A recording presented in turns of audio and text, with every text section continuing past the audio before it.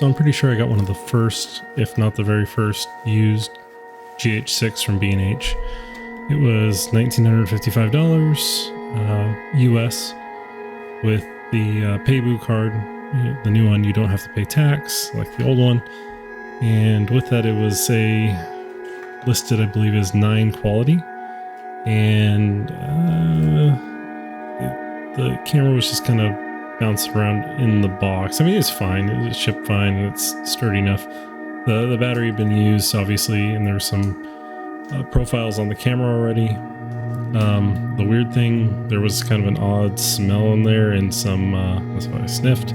There's an odd smell and some white powder on the camera. I won't try to even figure out what that was, but it was there. But everything was there. The battery was dead. The accessories were there. The camera looked 100% new when I slightly cleaned it up. And you know what? There's not a whole lot in the box anymore that's really interesting, but this is what unboxing looks like if you get a new used Panasonic GH6.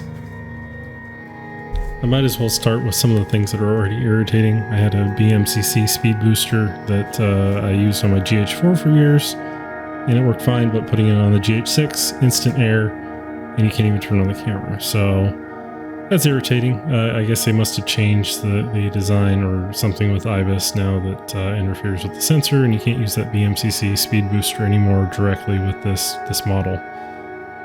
Yeah, so now I'm going to throw on the LA7200 and go out and see if I can hit some bugs with the cars and cause some anamorphic flares.